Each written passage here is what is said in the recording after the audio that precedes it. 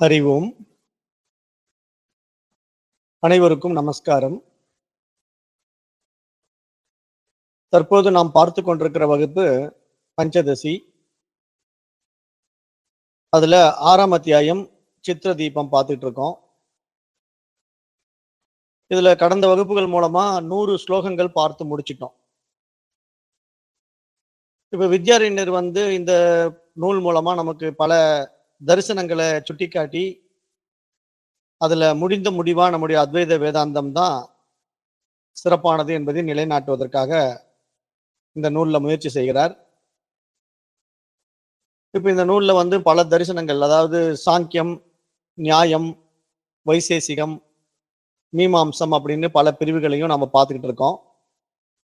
ஒவ்வொருத்தரும் ஒவ்வொரு கருத்துக்களை சொல்லுவாங்க இல்லையா? அது மாதிரி பல கருத்துக்களை பலரும் பகிர்கிறார்கள். அவர்களுக்குள்ள வாத விவாதங்கள் நடந்தன. அதுல ஒவ்வொருத்தருடைய கருத்துக்களும் நிலைநாட்டப்பட்டன. அதுல எது உண்மை எது பொய் என்பதை அவர்களுக்குள்ள விசாரணை செய்து பார்த்து விவேகத்தால முடிவு செய்யலாம் என்பதற்காக இந்த நூல்ல விளக்கமா தரார். இப்ப நம்ம இன்றைக்கு 101வது ஸ்லோகம் என்ன சொல்லுதுன்னு பார்ப்போம். பஞ்சதசி சித்திர தீபம் ஸ்லோகம் 101. மகதக பரம் அவ்யக்தமிதி பிரகிருதி ரிஷ்யதே சுதாவ் அசங்கதா தத்வத் அசங்கோ ஹீத்யதக ஸ்புடா.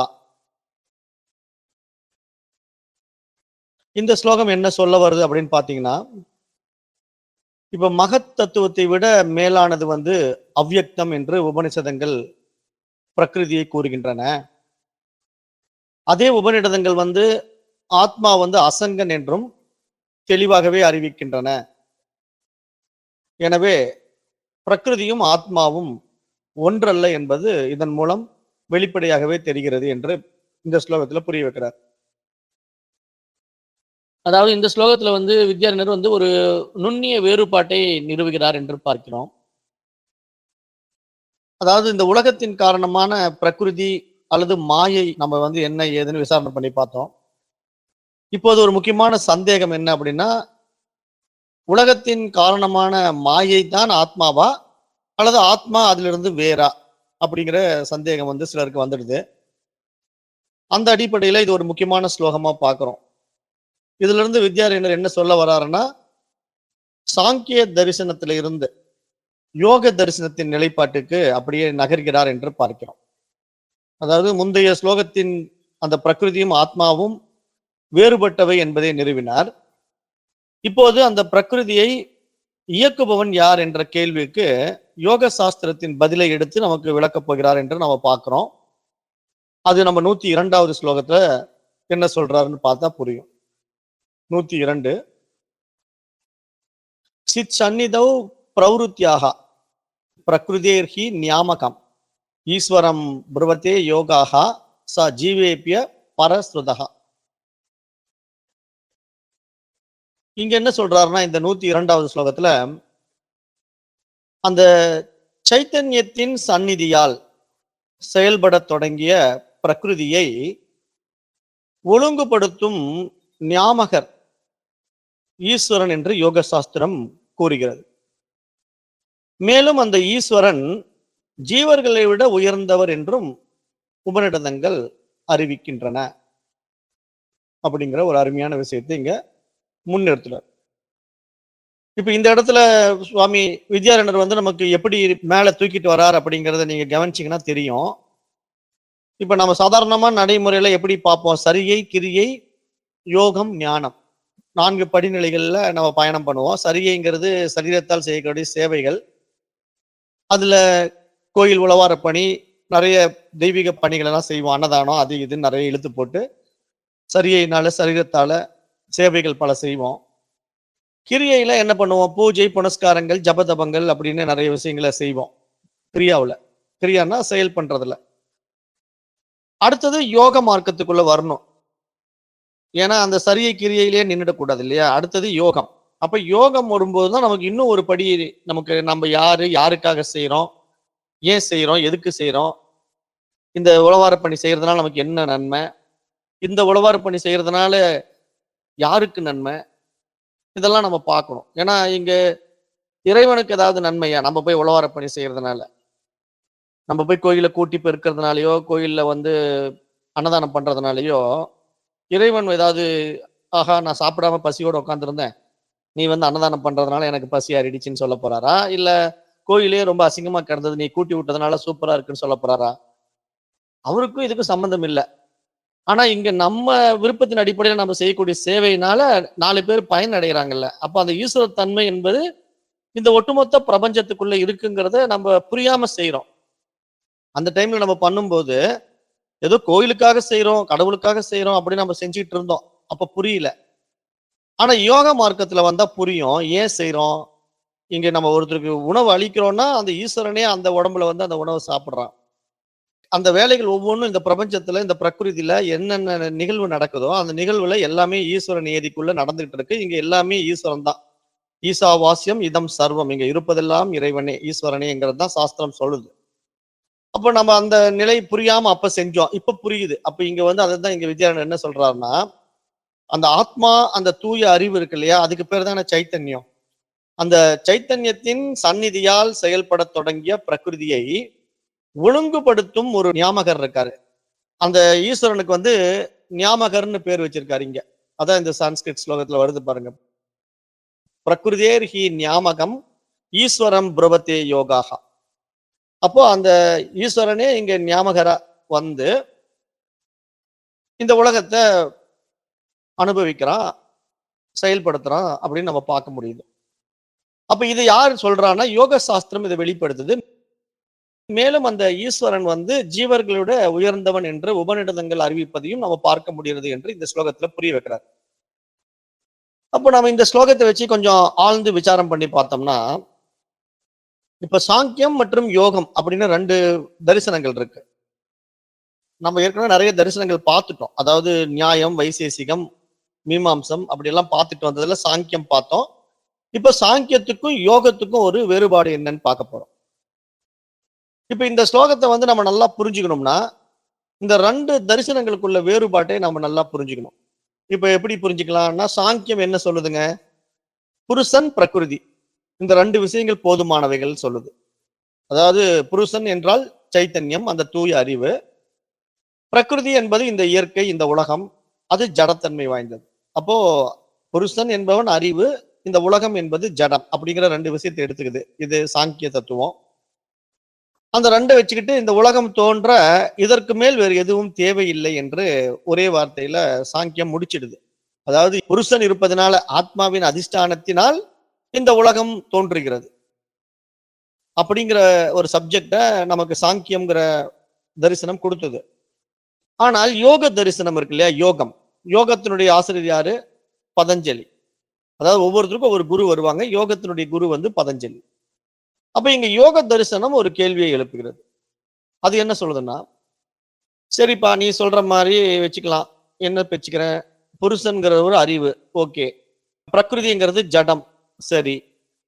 அப்ப இந்த ஜடமான பிரகிருதி எப்படி ஒழுங்காக இயங்குகிறது அப்படின்னு ஒரு கேள்வியை யார் எழுப்புறா? யோக சாஸ்திரத்தினுடைய குரு எழுப்புறார். நீ சொல்ற மாதிரியே நம்ம வந்து புருஷன் அறிவு அப்படிங்கும்போது அதனுடைய அதிஷ்டானத்துல அந்த அறிவின் மூலமா இந்த பிரகிருதி உருவாக்கப்பட்டிருந்தாலும், இந்த பிரகிருதியினுடைய ஒழுங்கு, அந்த ரிதம் இருக்கு இல்லையா? ரிதம்னு சொல்லுவோம். சான்ஸ்கிரிட்ல ரிதம்னா நியதி மாறாதது அப்படின்னு இந்த இயற்கை இருக்கு. இப்ப இந்த இயற்கையில நீங்க கவனிங்களேன், எல்லாமே ஒரு ரிதம்ல வேலை செய்யும். அதாவது பூமி தன்னைத்தானே சுற்றுவதனால நமக்கு இரவு பகல் தோன்றும். அந்த சூரியன் வந்து அது அதனுடைய வேலையை சரியா செய்யும். மற்ற கோள்கள் அது அதனுடைய வேலையை செஞ்சுக்கிட்டு இருக்கு. விண்மீன்கள் வானத்துல தெரியுது. நட்சத்திரங்கள் எல்லாம் பார்க்கிறோம். அப்புறம் காற்று அழகா அது வந்து போகுது. இப்படி இயற்கையில எல்லாமே பஞ்சபூதங்களும் இந்த பிரபஞ்சமும் எல்லாமே ஒரு நியதிக்குள்ள ரொம்ப அருமையா ஒரு கட்டுப்பாட்டோட இயங்கிட்டு இருக்கிறத கவனிக்க முடியுதா? அப்போ இது ஜடத்தன்மை அப்படின்னா எப்படிங்க இது இப்படி கட்டுப்பாடோட இயங்கும்? ஏன்னா இது வந்து ஒரு ஜடத்தன்மைன்னா அதுல யார் அப்ப இயக்குறா? கொஞ்சம் யோசிக்கணும்ல. நம்ம வந்து இதை யோசிக்காம உலகமே இல்லைன்னு ஒட்டுமொத்தமா கழட்டி கட்டிடக்கூடாது. நிறைய பேர் அதை தப்பு பண்றாங்க. அது இந்த ஆங்கில எழுத்தாளர்கள் வந்து மிகப்பெரிய தவறு அதை பண்றாங்க. அதாவது யூனிவர்சலே கிடையாது, ஒன்லி கான்சியஸ்னஸ் அப்படிங்கிறாங்க. பட் இங்க நம்ம அத்வைத வேதாந்தம் அப்படி அவங்க சொல்ற அந்த குருட்டுத்தனமான விஷயத்தை அப்படியே ஏத்துக்காம விசாரணை பண்ணுது. அந்த விசாரணை தான் இப்ப நாமளும் பண்றோம். அது வந்து நம்ம எந்த அடிப்படையில பண்றோம்? யோக சாஸ்திரத்தின் அடிப்படையில் எடுத்துக்கிட்டோம். அதான் நான் ஏற்கனவே உங்களுக்கு சொன்னேன். அதாவது நம்ம அத்வைத வேதாந்திகள் வந்து மிகப்பெரிய ஞானிகள். சாதாரணமா அப்படியே ஒருத்தர் சொல்றதை ஏத்துக்க மாட்டாங்க. விசாரணை பண்ணி விவேகத்தால விழிச்சுக்கிட்ட பிறகுதான் அதை ஒத்துக்குவாங்க. அவங்களுக்கு எவிடன்ஸ் வேணும். பக்காவா எல்லாமே அவங்களுக்கு அனுபவத்துக்கு வரணும். இல்லைன்னா அவங்க எதையுமே ஏத்துக்க மாட்டாங்க. நான் ஏற்கனவே சொல்லியிருக்கிறேன். அதுக்கு சுவாமி விவேகானந்தருடைய ஒரு கருத்துரையும் நான் உங்களுக்கு சொல்லுவேன்.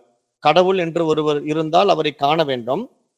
இல்லாவிட்டால் அந்த கடவுள் இல்லாமல் இருப்பதே மேல் அப்படின்னு அவர் சொல்லிட்டாருங்கிறதுக்காக அவரை புத்த மதத்தை சேர்ந்தவர்னு சொல்லிட முடியுமா? இல்ல சமண மதத்தை சேர்ந்தவன் சொல்லிட முடியுமா? கிடையாது. அவரு அத்வைத வேதாந்தி சுவாமி விவேகானந்தர். அப்ப எந்த அடிப்படையில் அவர் கடவுள்னு ஒருத்தர் இருந்தா பார்க்கணும். இல்லைன்னா அந்த கடவுளே இல்லைன்னாலும் பரவாயில்லைன்னு சொல்றாருன்னா, அதுதான் விசாரணை பண்ணி விவேகத்தால அனுபவத்துக்கு வந்து அந்த விஷயத்தை சொல்லணும். அனுபவம் இல்லாம ஒரு விஷயத்தை நம்ம சொல்லக்கூடாது. அவரு நம்ம ஏத்துக்க மாட்டோம். அப்ப கடவுளும் நம்முடைய அனுபவத்துக்கு வந்தா தான் அது கடவுள்பா. அப்படி அனுபவத்துக்கு வரலன்னா அந்த கடவுளே நமக்கு தேவையில்லைங்கிற அளவுக்கு விவேகானந்தர் பேசுறத விடவா இவங்க நியாயம், வைசேசிகம் பேசிட போறாங்க? கிடையாது. அவங்க எல்லாம் வந்து வேதத்தை எடுத்துக்கிறது இல்ல. இப்ப புத்த மதம் கூட வேதத்தை மறுக்குது, சமண மதம் கூட வேதத்தை மறுக்குது. ஆனா வேதத்தை எடுத்துக்கொண்ட சுவாமி விவேகானந்தரே வந்து இப்படி ஒரு வார்த்தையை சொல்றாருன்னா நம்ம விசாரணை பண்ணி பார்க்கும்போது என்ன புரியுதுன்னா, இன்னும் நாம கொஞ்சம் ஆழமா இந்த பாடத்திட்டங்களுக்குள்ள நுழையணும். அப்பதான் நமக்கு அந்த தெளிவு கிடைக்கும். சும்மா மேலோட்டமா அப்படியே கடந்து போயிடக்கூடாது. 4 விஷயத்த படிச்சுட்டு அவ்வளவுதான் அத்வைதம்னு புரிஞ்சுக்க கூடாது. ஏன்னா நிறைய விஷயங்கள் இருக்கு. அப்ப அதனால யோக தரிசனம் ஜடமான பிரகிருதி இவ்வளவு ஒழுங்காக எப்படி இயங்குகிறதுன்னு ஒரு மிகப்பெரிய கேள்வியை எழுப்பிட்டு என்ன சொல்றதுன்னா, ஒரு விதையானது மரமாக வளர்வதற்கும், கிரகங்கள் தங்கள் பாதையில் தானாகவே சுழல்வதற்கும், கர்ம பலங்கள் தக்கவரிடம் சேர்வதற்கும், இவை வெறும் ஜடப்பொருளின் தன்னிச்சையான செயல்களாக இருக்க முடியுமா? அப்படின்னு ஒரு கேள்வியை யோக சூத்திரம், யோக சாஸ்திரம் யார் இடத்துல கேக்குது? இந்த சாங்கியர்கள் இடத்துல கேக்குது. ஏன்னா சாங்கியர்கள் தான் இப்ப மற்றவங்களோட ரொம்ப அறிவாளிகளா வந்துட்டாங்க. இப்ப இதுக்கு முன்னாடி இருக்கிறவன் சொதப்பிக்கிட்டு இருந்தான். அது ஆத்மாவையே ஜடம்னு சொதப்புனா அது ஒரு கேட்டகரி. அப்புறம் ஆத்மா வந்து ஜடம் இல்ல, அது ஜடமாவும் இருக்கும், அறிவாவும் இருக்கும். அறிவாவும் இருக்கு, ஜடமாவும் இருக்குன்னு சொல்றான். அப்படி ரெண்டையும் கலந்து ஒருத்தன் விடுறான். அவன் ஒரு வைசேசிகம். அப்புறம் மீமாம்சத்துல ஒரு பிரிவினர்கள் வந்தாங்க, பாட்ட மீமாம்சர்கள். அப்புறம் இப்படி எல்லாம் இல்ல இல்ல அது இப்படிதான் அப்படிதான் ஒவ்வொருத்தரும் ஒரு கருத்தை சொன்னாலும், சாங்கியம் மட்டும் என்ன சொல்லுதுன்னா, ஆத்மானா அது அறிவு தான் அப்படின்னு கன்ஃபார்ம் பண்ணிடுச்சு இல்லையா? அந்த வகையில சாங்கியம் வந்து மற்றவங்களோட பெட்டரா படுது நமக்கு. அவன் ஒத்துக்கிறான். ஆத்மானா அறிவுதான் ஒத்துக்கிறான். ஆனா பிரகிருதி வந்து ஜடம்ன்ட்டான். அப்ப இங்க வந்து பாருங்களேன், இந்த பிரகிருதி ஜடம் என்பதனால இது தேவையற்றது என்று ஒதுக்கக்கூடிய ஒரு நிலைப்பாடு யார் இடத்துல இருக்கு? சாங்கியர்கள் இடத்துல இருக்கு. ஆனா அதுக்கு அப்பாற்பட்ட இன்னும் கொஞ்சம் அறிவாளிகளா யோக சாஸ்திரத்தை எழுதின மகான்கள் வராங்க. அவங்க கேட்கிறாங்க, விதை வந்து ஒரு விதை தான்ப்பா. அந்த விதைக்குள்ள ஒண்ணுமே இல்லதான். ஆனா அந்த விதை மரமா மாறுறதுக்கு எப்படி துளிர் விடுது? அப்புறம் அதுல இருந்து கிளைகள், இலைகள், காய்கள், பூக்கள், கனிகள் எல்லாமே வருதே. அப்போ அந்த ஒரு ரித்தம், ஒரு நியதி அழகா இயங்குதே. யார் சொல்லிக் கொடுத்தா அதுக்கு இப்படி எல்லாம் செய்ய, அப்படி எல்லாம் செய்யின்ட்டு? அப்படியே அது ஒரு சிஸ்டமேட்டிக்கலா கொடுக்கப்பட்ட பதிவுப்படி அழகா அது தன்னுடைய வாழ்க்கையை வாழுதே. கிரகங்களும் தங்கள் பாதை மாறாம சுழலுது. ஏன்னா யோசனை பண்ணி பாருங்க. இப்ப கிரகங்கள் வந்து பூமியினுடைய வட்டப்பாதையில போய் செவ்வாய் கிரகம் பூந்துச்சுன்னா என்ன ஆகும்? ஒன்னோட ஒண்ணு மோதி வெடிச்சிடும். அப்ப 2 கிரகங்களும் ஒன்னோட ஒண்ணு ஒரு காலத்துல மோதிடும். ஆனா இதனுடைய பாதைக்கு அது வர்றதில்ல, அதனுடைய பாதைக்கு இது வர்றதில்ல. ஒவ்வொன்றும் ஒவ்வொரு வட்டப்பாதையில அழகா சூரியனை சுற்றி சூரியனை மையமாக கொண்டு கிரகங்கள் சுற்றுகிறன என்று விஞ்ஞானிகளே கண்டுபிடிச்சு சொல்லிட்டான். அப்ப அந்த விஞ்ஞானிகளுக்கு இதெல்லாம் கொஞ்சம் மிரண்டு போற விஷயமா தான் இருக்குது. ஏன்னா அவங்களால இத புரிஞ்சிக்கவே முடியல. எப்படி இவ்வளவு ரிதம் நியதி மாறாம சுத்துது? இதை எப்படி யார் இயக்கிட்டு இருக்கா? என்னதான் ஒரு மேக்னெட்டிக் ஃபீல்டுனாலும் அந்த மேக்னெட்டிக் ஃபீல்டு எங்க எப்படி கிரியேட் ஆகுது? அது என்ன வகையில அதை உருவாக்க முடியும்? இது எப்படி உருவாக்கப்பட்டு இருக்கும்? அப்படின்னு நம்ம கேள்வி எழுப்ப அவனுக்கு பதில் சொல்ல முடியல பாருங்க. அவன் ஏதோ ஒண்ணு வளரிக்கிட்டு இருக்கான் விஞ்ஞானிகள்லாம். ஆனா இங்க யோக சாஸ்திரம் என்ன சொல்லுதுன்னா, அதற்கான பதிலாக யோக சாஸ்திரம் ஞாமகன் அப்படிங்கிற ஒரு வார்த்தைய முன்னிறுத்துது. ஞாமகன். ஞாமகன்னா அவன் தான் ஈஸ்வரன். இந்த உலகத்தையே தன்னுடைய கட்டுப்பாட்டுக்குள்ள வச்சிருக்கிற மகா சக்தி. அதான் பராசக்தி. அப்ப இங்க என்னன்னா, இந்த ஸ்லோகத்திலே ஒரு சித்து சந்நிதவ் அப்படிங்கிற ஒரு வார்த்தை வருது. சித் சந்நிதவ் அப்படிங்கிற வார்த்தை. அப்போ அந்த சைத்தன்யத்துல, அந்த சித்துங்கிற அறிவு சன்னிதானத்துல எல்லாமே அழகா இயங்கிட்டு இருக்கு. ஆனா அந்த சைத்தன்யம் எதையும் செய்யறதில்ல. அது அப்படியே சும்மா தான் இருக்கு. ஆகவே அதன் இருப்பு மட்டுமே இந்த பிரகிருதியின் செயல்பாட்டிற்கு போதுமானதாக உள்ளது என்பதாக சாங்கியர்கள் சொன்னாலும், அதை நாம் இன்னும் கொஞ்சம் எளிதாக புரிந்து கொள்ள சில ஓமானங்களை வைத்துக் கொண்டு பார்க்கலாம் என்று பார்த்தா, இப்ப காந்தம் அசையாம இருந்தாலும் அதன் அருகே வைக்கப்பட்ட இரும்பு அந்த காந்தத்தினுடைய தன்மையால அப்படியே லைட்டா அசையுது. அதே மாதிரி சூரியன் வானத்துல இருந்தாலும் அது கீழே இறங்கி வயல்வெளியில வேலை செய்யறது இல்ல. சூரியன் வானத்துல தான் இருக்கு. அது கீழே பூமிக்கு வயல்வெளியில வேலை செய்யறது இல்ல. ஆனா அந்த சூரியனுடைய இருப்பால இங்க விதைகள் எல்லாம் முளைத்து செடிகளாக மாறி, அது மரமாக மாறி காய்கள் கனிகள் எல்லாம் கொடுக்குது. அப்ப அந்த விதையானது ஒரு விருட்சமா மாறணும்னா சூரியன் இல்லாம நடக்கவே நடக்காது. ஆனா சூரியனுடைய அதிஷ்டானத்துலதான் இங்க இந்த மரங்கள் எல்லாம் உண்டாக்கப்பட்டிருக்கு. அதே மாதிரி இப்ப நம்ம நடைமுறையா எலக்ட்ரானிக் அனுபவத்துல மின்சாரத்துக்கு வாய்ஸ் கிடையாது இல்லையா? மின்சாரம்ங்கிறது ஒரு கண்ணுக்கு தெரியாத ஒரு சக்தி. அதுக்கு பேசும் சக்தி இருக்கா? இல்ல. ஆனா அந்த மின்சாரம் ஒரு ரேடியோக்குள்ள பூந்த உடனே நம்மள மாதிரியே பேசுது. ஒரு செல்போனுக்குள்ள பூந்துட்ட உடனே நம்மள மாதிரியே பேசுது பாருங்களேன். அப்ப நாம பேசுறது அவர் கேட்கிறாரு, அவர் பேசுறதை நாம கேட்கிறோம். எல்லாம் எப்படி நடக்குது? ஒரு மின்சார சக்தி உள்ள போயிட்டு அது பேட்டரி ஆப்ரேட் பண்ணி தான் அந்த செல்போனை இயக்குது. அப்போ ரேடியோ இந்த மாதிரி செல்போன் எல்லாமே மின்சாரத்தில் இயங்கக்கூடிய சாதனங்களாக இருந்தாலும் அவைகள் எல்லாம் எப்படி பேசுகின்றன? அப்ப அந்த கருவிகள் எப்படி இயங்குகின்றன அப்படின்னு இதெல்லாம் நம்ம ஒவ்வொன்றையும் பின்னாடி ஆராய்ந்து பார்த்தா, அந்த மின்சாரம் பேசல, ஆனா இது பேச வைக்குது. சூரியன் வயல்ல வேலை செய்யல, ஆனா வயல்வெளியில விவசாயம் நடக்குது. காந்தம் அசைறது இல்ல, ஆனா காந்தத்தின் மூலமா இங்க இரும்பு துண்டுகள் அசையுது. அப்ப இதெல்லாம் பார்க்கும்போது அந்த தூய அறிவு, அந்த ஆத்மா பிரம்மம் செயல்படுவதில்லை, ஆனால் அதனுடைய சந்நிதியில் இந்த பிரகிருதி செயல்படுகிறது அப்படின்னு சொல்லி அவங்க சாங்கியர்கள் சொல்றாங்க இல்லையா? அதை ஏத்துக்கிட்டா அப்ப ஈஸ்வரனின் பங்கு என்ன அப்படின்னு நம்ம இங்க ஒரு கேள்வி கேட்டு யோக சாஸ்திரத்திட்ட கேள்வி கேட்கிறோம். சரி, அப்ப நீ இந்த பிரகிருதிங்கிறத ஈஸ்வரன் சொல்ல வரியாப்பா? அப்படியே சொல்லு. அப்போ அந்த ஈஸ்வரனுடைய பங்கு என்ன அப்படின்னு நம்ம கேட்டா யோக சாஸ்திரம் என்ன சொல்லுதுன்னா, பிரகிருதி செயல்படுவது மட்டும் போதாது. அதாவது ஒழுங்காக காரணக்காரிய நியதியுடன் கர்ம விதிகளுக்கு ஏற்ப அது நடைபெற வேண்டும். இந்த ஒழுங்கை நிலைநிறுத்துவதற்கு ஈஸ்வரன் என்ற ஒரு ஞாமகர் இருக்கிறார் அப்படின்ட்டு இங்க வேத சாஸ்திரம் வெளிப்படுத்துது. அதாவது பிரகிருதி சக்தி, அது ஒரு செயலாற்றும் சக்தி. ஆனால் அந்த சக்திக்கான செயல்களுக்கான ஒரு நியதியை வழங்கக்கூடிய ஒரு அறிவார்ந்தவருடைய ஆட்சி இருக்கிறது. அவன்தான் ஈஸ்வரன் என்று இங்க யோக சாஸ்திரம் சொல்லுது. ஜீவேபிய பரஹா, அவர் ஜீவனை விட உயர்ந்தவர் அப்படின்னு இந்த யோக சாஸ்திரம் சொல்றதை இங்க எடுத்து சொல்றாரு அந்த செயல்ல. அப்ப இந்த வரி ஜீவேபிய பரஹா அப்படிங்கிற வரிய யோசனை பண்ணி பார்த்தோம்னா, இப்ப ஜீவன் என்பவன் யாரு? அவித்தையால் கட்டுப்பட்டவன். அஜ்ஞானத்தால, அறியாமையினால அது தெரியல இது தெரியலன்ட்டு கட்டுப்பட்டு கிடக்கிறான். மேலும் அவன் கர்மத்திற்கு உட்பட்டவன். செய்கின்ற செயல் வினைகளுக்கான பலாபலன்களை அவன் அனுபவிக்க வேணும். அதனால அவன் சுக துக்கங்களை அனுபவிக்கிறான் ஜீவன். ஆனா ஈஸ்வரனும் அந்த அவித்தைக்கு உட்பட்டவர் அல்ல. ஈஸ்வரனை அந்த அவித்தை கட்டுப்படுத்த முடியாது. இரண்டாவது, அவர் கர்மத்தின் அடிமை அல்ல. ஈஸ்வரனுக்கு கர்மமும் இல்லை. ஆனால் அவர் கர்ம பலத்தை வழங்குகின்ற கர்ம பல தாதா. ஈஸ்வரன் கர்ம பலத்தை கொடுக்கிறார். அப்ப எனவே இப்ப இதை நம்ம ஆழ்ந்து ஆராய்ந்து பார்த்தா, இப்ப விவகாரத்துல நம்ம செய்கின்ற செயல் விளைவுகள்ல வியாபகாரிக சத்தியத்துல யோக சாஸ்திரம் ஈஸ்வரனை ஜீவனை விட உயர்ந்ததாகவே ஏற்றுக்கொள்கிறது என்று பார்க்கிறோம். அப்ப இந்த இடத்துல யோக சாஸ்திரம் இன்னொரு படி மேல பிரகிருதி என்பது நான் ஜடம் என்று ஒத்துக்கொள்ள மாட்டேன். பிரகிருதிக்கும் ஆதாரமா ஒரு அறிவு அதை நடத்திக்கிட்டு இருக்குப்பா, அதுதான் ஈஸ்வரன். அந்த ஈஸ்வர நியதிக்குள்ள இங்க எல்லாமே இயங்கிட்டு இருக்கு.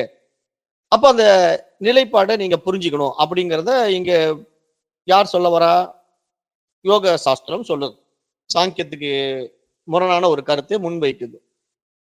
அப்ப இத அத்வைதம் எப்படி பார்க்குது? இப்ப அதையும் நம்ம பார்க்கணும் இல்லையா? ஏன்னா சாங்கியம் இந்த கான்செப்ட சொல்லுது. புருஷன், பிரகிருதி. இங்க யோக சாஸ்திரம் என்ன சொல்லுதுன்னா, புருஷன்ங்கிறது அறிவு, ஆத்மா. பிரகிருதி என்பது நீங்க சொல்ற மாரி இயற்கை, மாயை. ஆனா அதுல ஈஸ்வரத்தன்மை இருக்குது. அந்த ஈஸ்வரத்தன்மை இருக்கிறதுனால தான் இந்த பிரபஞ்சம் ஒரு நியதிக்குள்ள இருக்கு. ஒரு ரிதம்ல இயங்குது. அப்படிங்கிறத இங்க யோக சாஸ்திரம் முன்வைக்குது. இவங்க 2 பேருடைய கருத்தை இப்ப அத்வைதம் எப்படி பார்க்குது அப்படின்னு பார்க்கும்போது, இந்த இடத்துல இந்த ஸ்லோகத்தின் அடிப்படையில ஸ்ரீ வித்யாரண்யர் இன்னும் அத்வைதத்தின் இறுதியான முடிவை சொல்லல. இறுதி முடிவை இங்க அறிவிக்கவில்லை. அவர் முதல்ல மற்ற தரிசனங்களின் நிலைப்பாட்டை இங்கு ஒரு பொதுவாக முன்வைக்கிறார் அப்படிங்கிறத பார்க்க முடியுது. அதுக்கு பின்னாடி யோகம் கூறுகின்ற ஈஸ்வரன், ஜீவன், பிரகிருதி இவைகள் அனைத்தும் வியாவகாரிக சத்தியத்திலே ஏற்றுக்கொள்ளத்தக்கவைகள் தான். ஆனால் பாரமார்த்திக நிலையிலே ஒரே பிரம்மம் மட்டுமே உண்மை அப்படிங்கிற ஒரு அடிப்படை விஷயத்தை கவனிக்க வேண்டும் என்பதையும் இங்க அத்வைத வேதாந்தத்தின் அடிப்படையில பார்க்க முடிகிறது. அப்ப இந்த ஸ்லோகம் அந்த இறுதி முடிவுக்கு ஒரு முன்னுரையாகவே அமைந்துள்ளது என்று பார்க்கிறோம்.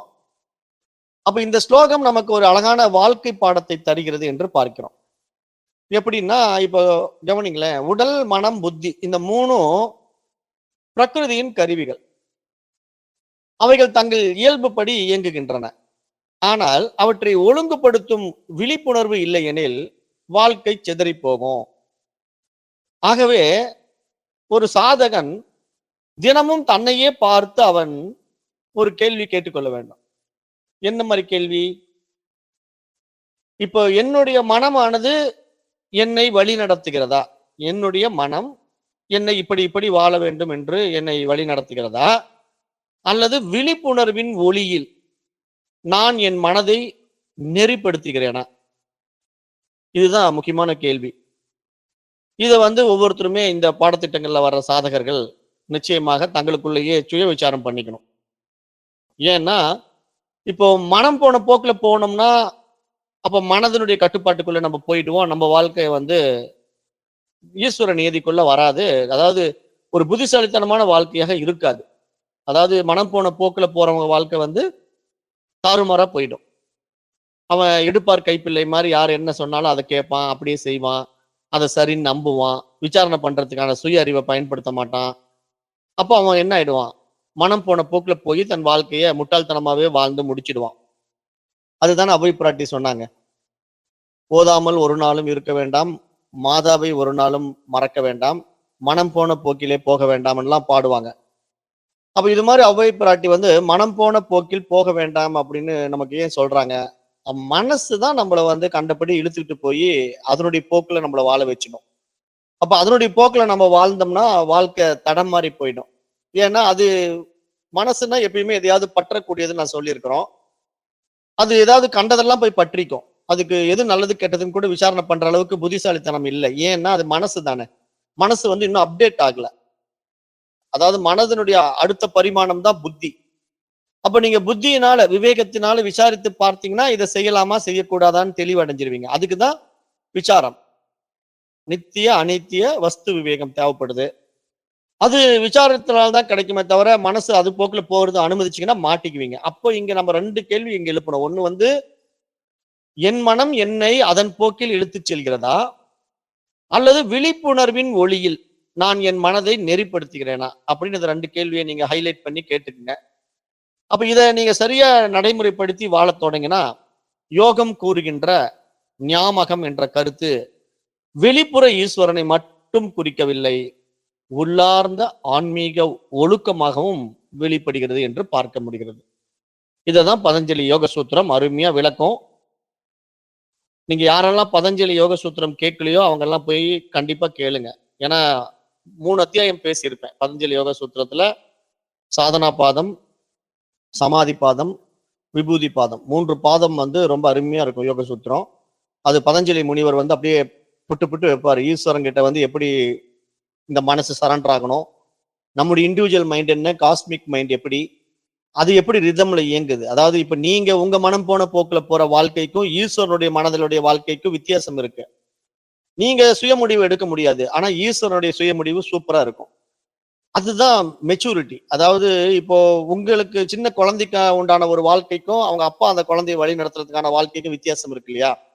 அத எப்படி நம்ம பார்க்கலாம்? இப்ப வந்து ஒரு கை குழந்தை இருக்கு. அது ரோட்ல வந்து அம்மா கைய பிடிச்சிட்டு போயிட்டு இருக்கிற வரைக்கும் சேஃபா போகும். அம்மா கைய விட்டுட்டு வேற ஏதாவது வேலையா நின்னுட்டு காய்கறி கீறி வாங்க நின்னுட்டான்னு வச்சுக்கோங்களேன். மளிகை கடையிலயோ, காய்கறி கடையிலோ கைய விட்டுட்டா. உடனே இது என்ன பண்ணும்? பின்னாடி அங்க இங்க பார்க்கும். எதையாவது போய் பொறுக்கும். திடீர்னு ரோட்ல குறுக்குல ஓடும். அடிபட்டுடும்.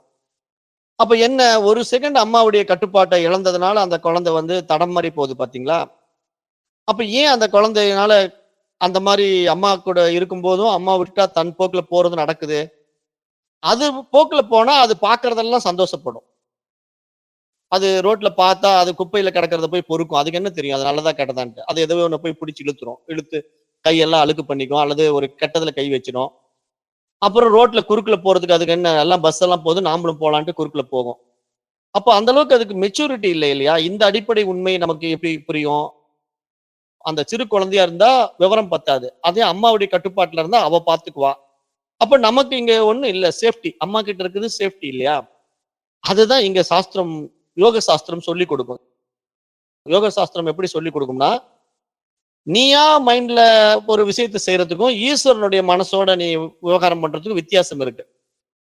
அப்ப நீ ஈஸ்வரன் இடத்துல ஒண்ணு ஒப்படைச்சிரு. ஈஸ்வர பிரணிதானத்வாத் அப்படின்னு ஒரு வார்த்தை வரும். பதஞ்சலி யோக சூத்திரத்துல. அந்த ஈஸ்வரனிடத்திலே உன்னை முழுமையாக ஒப்படைத்து விடு. அவன் பார்த்துக்குவான் அவனுடைய வாழ்க்கைய அப்படின்னு சொல்லும். அததான் நாமளும் வேதாந்த பாடங்கள்லாம் எடுக்கும்போது உங்களுக்கு சொல்லிக் கொடுப்போம். எப்படி சொல்லிக் கொடுப்போம்னா, இப்ப நீங்களா அது இது பண்றத விட, நானுங்கிற அந்த ஈகோ விட்டுருங்க. ஏன்னா இங்க ஈஸ்வரன் தான் இருக்கிறான். ஒட்டுமொத்த பிரபஞ்சமும் அவனுடைய கட்டுப்பாட்டுக்குள்ள இருக்கு. இங்க நீங்க என்னத்த செய்யறதுக்கு இருக்கு? அவன் செய்யறான் எங்க உங்க வாழ்க்கைய. அப்ப அவன் வாழ்றத நீங்க விட்டுட்டீங்கன்னா, உங்க வாழ்க்கை அவன் வாழ்வான். அப்ப உங்க லைஃப் ஸ்டைலே மாறும். ஆனா நீங்களா வாழ முயற்சி எடுத்தீங்கன்னா, அது உங்களுக்கு விருப்பமான வாழ்க்கையா மாறும். ஆனா, அது நல்லதாவும் மாறலாம், கெட்டதாவும் மாறலாம். அது புரிஞ்சுக்க முடியாதுல்ல. இப்போ நம்முடைய புத்திசாலித்தனத்துக்கு ஏற்ற வாழ்க்கை தானே அது. இப்போ நானா ஒரு முடிவு எடுத்து வாழும்போது, அது நல்லதுன்னு நெனச்சு நான் போய் செய்வேன். கடைசியில அது எனக்கு கெட்டதாவே முடிஞ்சு எனக்கு கஷ்டத்த குடுத்துரும். அப்புறம் நான் என்னடான்ட்டு மண்டைய சொரிஞ்சுட்டு உட்கார்ந்திருக்கிறத விட, அத பத்தி தெரிஞ்சவங்க ஒருத்தருடைய அட்வைஸோட செய்றேன்னு வச்சுக்கங்களேன். அப்ப அது நான் நல்ல விதமா செஞ்சு அதுல சக்சஸ்ஃபுல்லா முடிக்கலாம்ல. அப்ப அதுக்கு தான் நமக்கு முன்னோர்கள் வந்து வழி சொல்லி தராங்க. நீயா ஒரு முடிவு எடுக்கிறத விட ஏற்கனவே முன்னோர்கள் காட்டிய வழியில போ. அதான் உனக்கு சேஃப்டின்னு சொல்றாங்க. இப்ப நானா ஒரு பாதைய அங்க இங்க சுத்தப்படுத்திக்கிட்டு, வெட்டிக்கிட்டு, முள்ளு இருக்கான்னு கூட்டி விட்டுக்கிட்டு போறத விட, ஏற்கனவே ஒரு 4 பேர் அந்த பக்கம் போயி அந்த ரோட சுத்தப்படுத்தி வச்சிருப்பாங்க. தடம் போட்டு வச்சிருப்பாங்க. அங்க முள்ளும் இருக்காது, ரோடு நீட்டா இருக்கும். அப்ப அந்த வழியா நான் போயிட்டேன்னா, நீட்டா நான் அந்த இடத்த போய் அடைஞ்சிட முடியும். ஆனா நானா புது தடத்த உருவாக்குனேன்னா சிக்கிக்குவேன். அததான் இங்க மகான்கள் நமக்கு சுட்டி காட்டுறாங்க. அவங்கவங்க மனசு போல போகாதீங்கப்பா. நமக்கு எல்லாத்துக்கும் மேல ஈஸ்வரன் இருக்கிறான். அவன் தான் இது எல்லாத்தையும் கட்டுப்படுத்துறான். அவன் தான் நியாமகன். இந்த உலகத்துக்கான நியாயத்தை வழங்குகின்ற ஒரு அதிபதி. அதாவது ஈஸ்வரன் தான் அதிபதி. அப்ப இந்த சைத்தன்யத்தின் சந்நிதியால் பிரகிருதி செயல்படுகிறது. யோக தரிசனம் அந்த செயல்பாட்டிற்கு ஒரு நியாமகராக ஈஸ்வரனை ஏற்றுக்கொள்கிறது. ஈஸ்வரன் கர்ம நியதியின் அதிபதியாக உள்ளான். ஜீவன் கர்மத்தை அனுபவிப்பவனாக உள்ளான். எனவே வியாபகார நிலையிலே ஈஸ்வரன் ஜீவனை விட உயர்ந்தவன். அத்வைதத்தில் இது இறுதி முடிவு என்று சொல்ல முடியாது. பிரம்மத்தை அதன் ஐக்கியத்தை நோக்கி செல்லும் இடைநிலை விளக்கமாகத்தான் நாம் இதை இங்கு புரிந்து கொள்ள வேண்டும் என்றும் வித்யாரண்யர் அறிவுறுத்துகிறார். அப்போ நான் இந்த இடத்த உங்களுக்கு என்ன சொல்ல வரேன்? இப்போ இந்த யோக சாஸ்திரமே முடிந்த முடிவுன்னு முடிவு எடுத்துடக்கூடாது. யோக சாஸ்திரம் ஈஸ்வரனை காட்டி கொடுக்கும். ஆனா ஈஸ்வரன் தான் மாயைன்னு நமக்கு அத்வைத வேதாந்தம் காட்டி கொடுக்கும். அப்ப அத்வைத வேதாந்தத்துல நம்ம மாயையை கடந்தா தான் நம்ம பிரம்மமா பிரகாசிக்க முடியும். அப்ப நம்ம பிரம்மம்ங்கிற நிலைப்பாட முழுமையா புரிஞ்சுக்கணும் அப்படின்னா நம்ம படிப்படியா தான் வர முடியும். டைரக்டா போய் பிரம்மத்தை நான் தெரிஞ்சுக்கிறேன் அப்படின்னா உங்க மைண்ட் ஏத்துக்காதுன்னு நான் ஏற்கனவே சொல்லிட்டேன்.